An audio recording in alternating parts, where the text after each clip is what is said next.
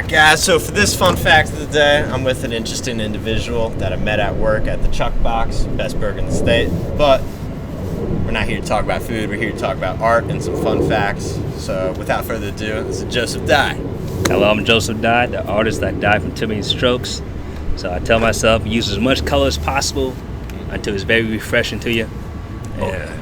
So he's here to show me kind of a preview into his artwork and his like, I guess, art method, and also what this painting is that he's been working on, what it represents, and everything like that. When I first saw this, I was like, man, dude, did Picasso just get reincarnated? Oh man, but you never know, man. I tell you, Picasso, he got exhibit happening right now.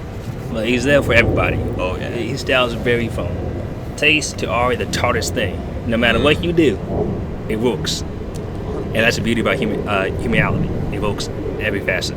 So no matter who you look like or what you like to do, you can be two triangles. So if you just do this all day, you'll be a Picasso painter. You know, that's pretty cool to me. It's like he took every little thing. So what I learned from Picasso and the art itself is there's no wrong stroke. Do anything you want. Yeah, what Bob Ross says is there's no mistakes, there's only happy little accidents. Happy accidents. Yeah. So I appreciate Bob Ross. I watched him a little bit as a kid. I don't have a reference in this painting, but I thank him for that one.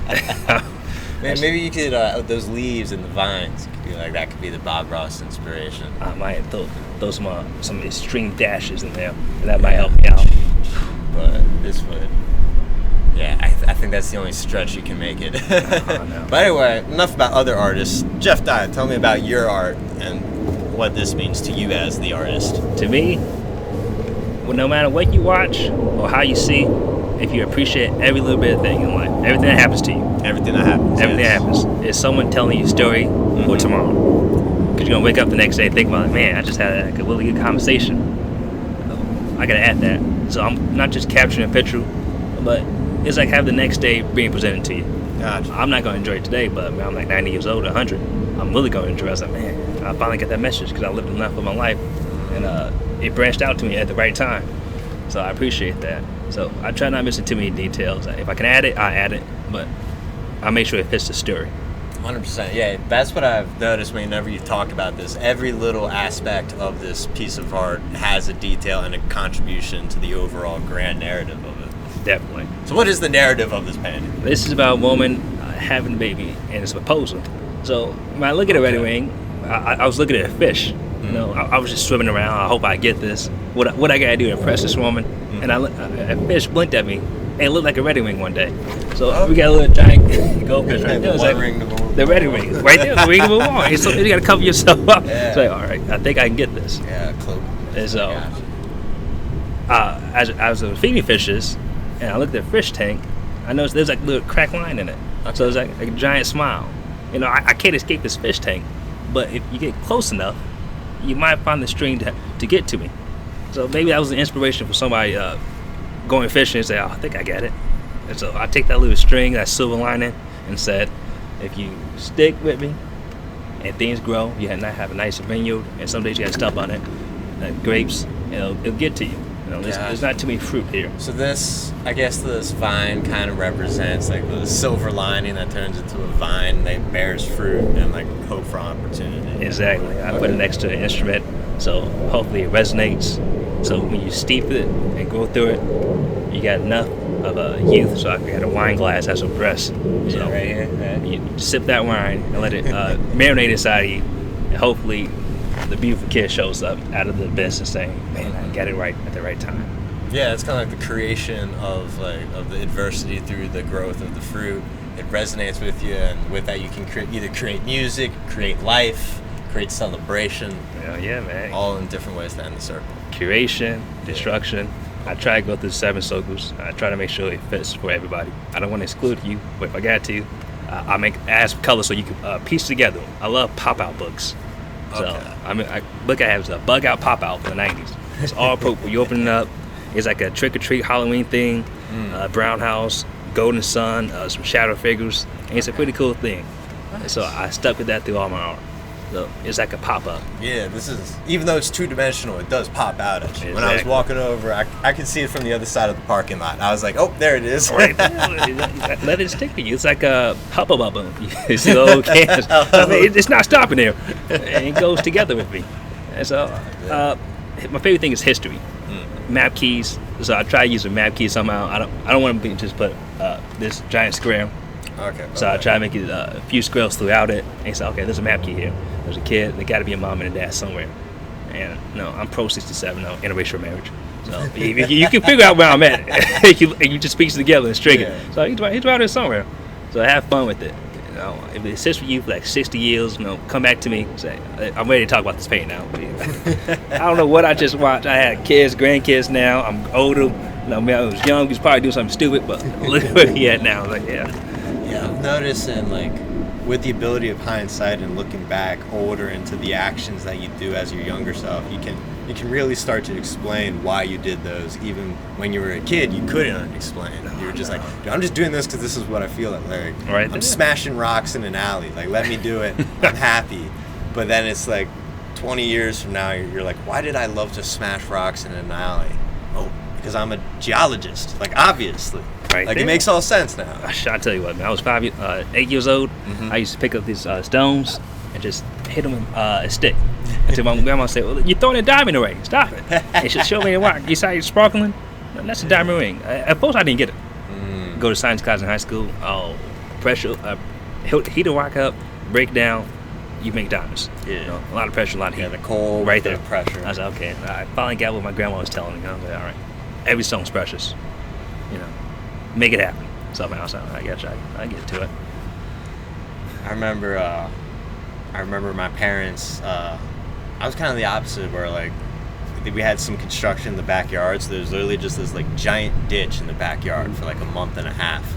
And I got bored and started entertaining myself with my imagination and just like pretending I was mining in like the mines of Moria or something. And I'd pick up these like giant pieces of iron and like break them and crumble. They'd like be sparkling and stuff. And I'd be like, oh, this is so cool. I want to show this. I should make a rock shop instead. Fuck lemonade stands. Let's go into the front yard with all my rock collection and see if I can sell any of these cool shiny things. I'm telling you, that's a good I think I made like $1 in total sales, and that was because my parents got my neighbor to like drive down and be like, wow, an iron rock, cool, I'll give you a nickel for it, kid. Like yeah. Oh, that's something special though, man. Geology, volcanoes essentially, you know, each rock is different. You know, you got a solid black one with sparkling crystals inside it. You got coral reef that looks like deep sea diving. You know, if you can't afford to go deep sea diving, go through an alley, pick up some rocks that, okay, somewhere in space or this universe, it's somewhere around there. Yeah. So you're not missing out on anything. Exactly. That's pretty cool. If you can't go swimming, just look up in the sky. It's blue enough. It's the best thing I can do right here. It's close enough. Float around. Right there. Just float around. What I also love about, one more thing about rocks is every rock is just a different step in the cycle of the rocks. Like my dad was a science teacher, so he taught me like all rocks are from the same magma, from the same Earth's core, like the same essential thing. But like an obsidian is an obsidian rock because it's gone through this entire environmental process and it's aged and it's done all this stuff. But eventually it'll become a sand pebble. So like they're all part of the same thing. It's just where you end up because of where you're at. And I think that's really cool because in a way humans are like that. We're all rocks. We all are made up essentially of the same flesh, same bone, but we're all drastically look different and drastically act different, drastically are different in our own psychologies, our own personalities, not because of anything like biologically inherently different, but because of the way we lived our life and the path that we followed. Definitely. The path that we followed. So every fish has a wiggle. Exactly. It'll get to the other side of the coast at some point. So I trust it no matter what. Yeah, you know? Every fish has a river. Exactly. You know, you float in a river, it goes up and down, just like a hammerhead shark. You know, I may not look this way, but I still got 360 vision. You know, I still got it. I still can see. Yeah, I trust the fins. I got the fins. You know. So is this like your main type of medium of type of art, or do you do other stuff as well? I just paint. I love painting. Gotcha. You know, acrylic, oil, but my favorite paint is Flashes, Lafranc, and Bourget's. Okay. Right now, I can't afford $20 paint to you. It was like $5 for me. And I was like, oh man, coronavirus hit. What happened? I was like, oh, I can't use that right now. So. And back to the drawing board. Exactly. So I use a different paint. I'm mostly using acrylic. I got some oil inside it, but with every decade and generation, a tragedy does happen some days. But you got to paint what you can't say. No, don't just stop painting and say I don't have the tools. You got everything you need inside you. It's a reflection of what happened this time. So in 2022, while we're living in 2050, yeah, they were going through. Crimea was losing. Russia was taking a lot of things. But somebody reached out to Russia to help some of the kids out. McDonald's left. A bunch of good business deals happened. But someone fell in love at some point. We caught the times. We stood up. We didn't just crumble down. We didn't pass away. We didn't have another Thoreau, hopefully. We talked it out. Yeah. That's pretty cool. Definitely. That is a nice car. That happens every now and then. You see one. Definitely. Y'all can't see it, but there's like a red Corvette just in this parking lot right now. That's another type of art form in its own, right there. Oh, I hear you. My uncle used to have a Corvette, man. He had an all white one. I don't always step outside my house, man. My uncle would just show up. He got these nice jeans on, pants. He just have to stick his leg out, man. One day you get one of these. I'm like, oh my goodness. And I'm almost close. I'm trying to get a Ferrari somehow. I'm in a 65, so I think I'm close enough now. Okay. So I hear you. That I want, like the oldie but a goodie, is the 66 Lincoln Futura. Oh, man. Which is, I want to redecorate it so it looks exactly like the Batmobile from the Adam West. No, Batman. Oh, that's my end all be all right. I hear you, man. I used to play trombone. Oh, same. I figured out how to play the Batman theme song that time. Yeah. Right there. That's all he was. It's like, oh my god, just have fun, man. Lately, I've jamming to Miles Davis. Just maybe have fun like that. You gotta be pitch perfect. Just get it out there. That's all you gotta do. Get it out there. They're gonna love it no matter what. Guaranteed.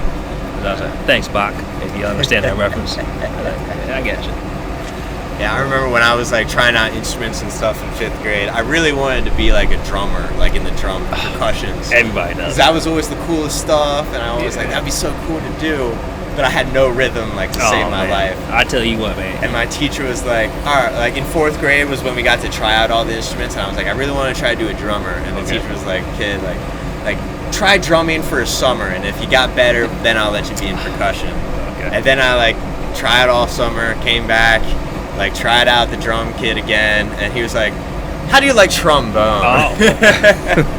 You got too much style, man. Tommy Dosey, you got all the style essentially. Go with that one. I used to want to be a trumpet player. Ooh, okay. But I didn't have the Dixieland in me. But I had the sliding cat in me. So I was like, oh man, it's like you ever see cats just doing the same thing in place? So he gave me the trombone and I try this out instead. You might get it. And it was like a cool trombone. It had a rose on it. I was like, I was thinking Guns N' Roses. I'm like, oh man, he was a cool guy too. Like, I know, make sure you keep your jacket tucked on you. Hold this. I was like, thanks. Still got it to this very day.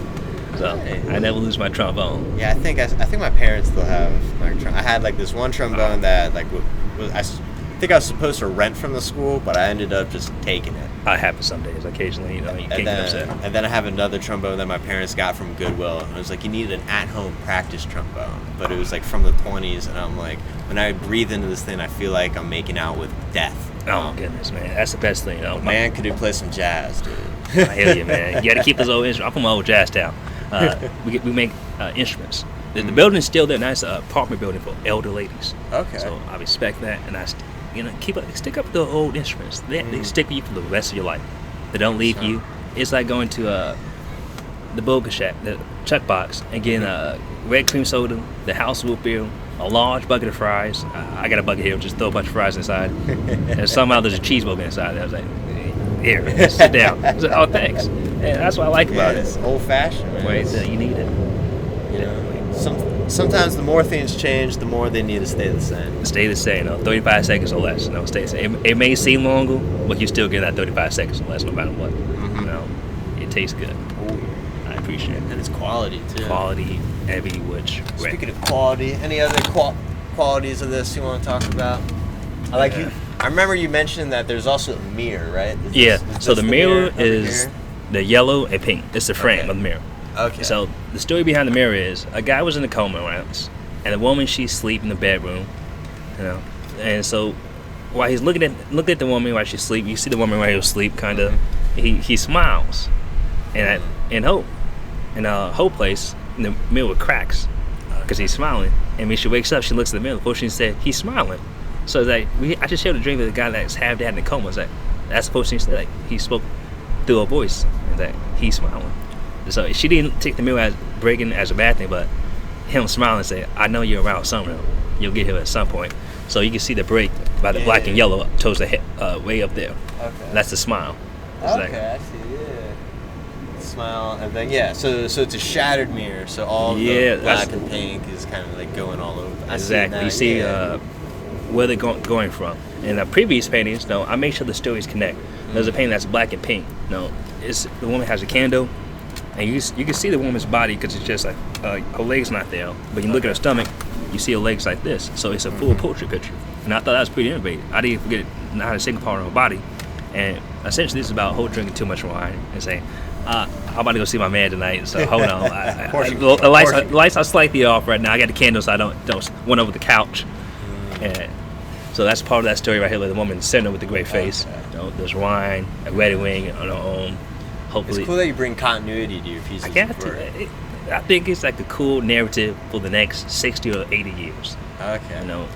That way, my grandkids. Who was this guy? Well, let's talk this painting. And what was he doing? Let's find out. Oh my God, that's what he was doing. Boy, do I have a story to tell you. Exactly. You don't got to ask the gallery. I know they have that 15 minutes, but this guy, I know for the next 65 minutes now. I can't get rid of him. I was like, you can't cover that up. He says that, so I know what he's like to do. I think it's pretty cool. That's the beautiful thing about art is that, like, it's also it's something cool to look at, but there's also a story behind it that you can find out and learn about, and it just adds to the imagery. You can't get over it, man. The stories are good. I mean, journalism is very important. You guys teach us some cool things. Like I didn't even notice about that. Let me add some pages in here somehow, so you guys can put the numbers there and the sticky tag. Like, we got you. So thank you for that. What's that? This is a really cool thing, man. I do like the addition of the. Oh man, the kid's face is probably my favorite. Well, that branch of leaf is a very special. Like you see her blushing, but essentially it's just a branch with some with the sunlight and fruit being kind of squeezed down. It also looks like his cheeks in a way. Yeah, like he's blushing. So it's a female named Glasshouse. So the title of the painting is Glasshouse resting with her mom. Okay. I love toys. Like a yo-yo, mirrors. I used to collect glass bottles, like those old root beer bottles. I collect them. Pocket watches. So I made sure she's always happy. I get her some dolls. That some baby paper. looks like it's rocking out, right? Exactly. She's happy. cool. I make sure she's not missing a single thing. It's all there. And where I go up at, we got a bakery, paint shop, and inside this wallpaper paint shop, I used to see some cool toys. I'm like, what is this? This part of the building never open up. Well, you go to see this wallpaper, pick your wallpaper. I got some cool designs. I'm like, cool deal. And then there's a restaurant, Italian restaurant, Italian liquor store downtown. So it's just like a poppy neighborhood. You can swing through. Don't jump on too many branches. Very grab aesthetic, some juice. pleasing. Exactly. I can't hate it. They taught me some cool things. I mean, that's pretty cool, man. Thank you for all that. They stick with you forever. All right. So hopefully I can come back one day. There's a abandoned building I really want. Tell me to like a paint shop. Gallery for me. I'll paint upstairs. I sell my paintings downstairs. Back behind it, I can sell you some paintings. Not paintings, but I make paint like for paint you. Materials. Yeah, paint that way. Here you go. You can afford this. It's handmade paint. I'm not gonna charge you an arm and leg, maybe 2 fingers. All right, 55 cents. What's in your pocket, kid? All right, give me that. Yeah, paint. I'll check it out. Okay, keep doing the right thing. Hopefully you go to school, get out of here, come back. Paint warehouse. Awesome. Right there. Paint warehouse. Pretty cool. I think you can add to the store. My mom, family, they have a grocery store right there. So just keep adding to it and saying, man, thanks for not leaving my neighborhood. You guys came back. Whenever you want to get down to doing that, I have an architect friend who's like, he's in college right now, but like that's literally like his kind of spiel. Is he wants a way to develop like warehouse industry for urban communities as a way to give back to the community in an affordable way. Okay. And he's figuring it out. I'm not gonna like spill out his whole thing, but he's figuring it out. He's doing it, and now what his process will make art like this like what your vision you just said, like actually be into fruition. So Oh, it's cool that you have a great idea like that. Thank you. It will come true. You Don't definitely worry. chase after it, man. I tell you this story about a wholesome guy. Grandfather's cool. Came from Italy. It was like a stool, not milk stool, but he had it himself. But he had to fight for it. Got it done. Taking care, make sure no one lost the house. So, we Yeah, got I think this. he has to fight for what he. Yeah, and then his son took over, and ran throughout the city, got it done. Cool, privately. I said, got it done. He said, now I'm a baby. I said, oh, you're a cool kid. Hey, it's still the same guy. Yeah, he used to have this cool menu. It shows the life story of it. Now, it's not a grocery store no more, but he kept it there. Gotcha. So if you ever want history, all you gotta do is walk outside. But you want more detail, this guy downtown, he'll show you old pictures and really take you all throughout the city. I have to check it out. Yeah. Elkhart, Indiana. Elkhart, Indiana. Cool place, man. Right next to Notre Dame University. Can't miss it. If I ever find myself in Indiana, that's definitely a stop I'm going by. Definitely. So I guess we're getting to 20 minutes right now, which is kind of when I usually stop the interviews. Any last words or anything you want to say about the painting, say about yourself, or just say out to the world? Now's your time, Joseph. I tell you guys, stick with it, and dreams do come true. That's all I gotta say. They do come true, man. Sweet. All right. Thank you. Thank you, dude. Right on.